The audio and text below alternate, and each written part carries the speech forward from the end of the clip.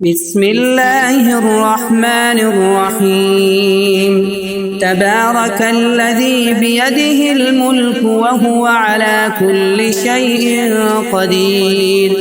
الذي خلق الموت والحياة ليبلوكم أيكم أحسن عملا وهو العزيز الغفور الذي خلق 7 سماوات طباقا ما ترى في خلق الرحمن من تفاوت فارجع البصر هل ترى من فطور ثم ارجع البصر كرتين ينقلب إليك البصر خاسئا وهو حسير ولقد زينا السماء الدنيا بمصابيح وجعلناها رجوما للشياطين وأعتدنا لهم عذاب السعير وللذين كفروا بربهم عذاب جهنم وبئس المصير إذا ألقوا فيها سمعوا لها شهيقا وهي تفور تكاد تميز من الغيظ كلما ألقي فيها فوج سألهم خزنتها ألم يأتكم نذير قالوا بلى قد جاءنا نذير فكذبنا وقلنا ما نزل الله من شيء إن أنتم إلا في ضلال كبير وقالوا لو كنا نسمع أو نعقل ما كنا في أصحاب السعير فاعترفوا بذنبهم فسحقا لأصحاب السعير إن الذين يخشون ربهم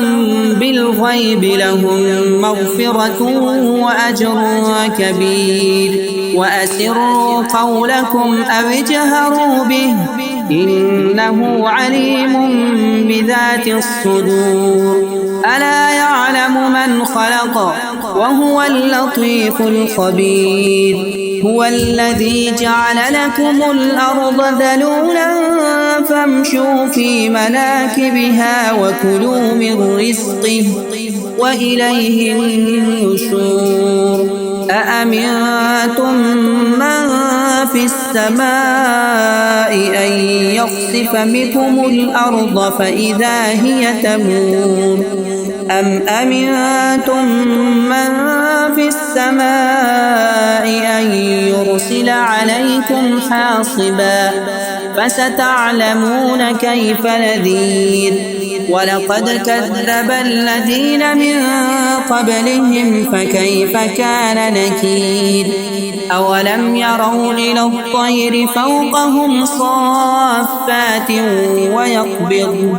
ما يمسكهن إلا الرحمن إنه بكل شيء بصير أمن هذا الذي هو جند لكم ينصركم من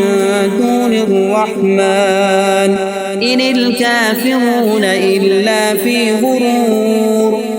أمن هذا الذي يرزقكم إن أمسك رزقه بل لجوا في عتو ونفور أفمن يمشي مكبا على وجهه أهدى أمن يمشي سويا على صراط مستقيم قل هو الذي أنشأكم وجعل لكم السمع والأبصار والأفئدة قليلا ما تشكرون قل هو الذي ذرأكم في الأرض وإليه تحشرون ويقولون متى هذا الوعد إن كنتم صادقين قل إنما العلم عند الله وإنما أنا نذير مبين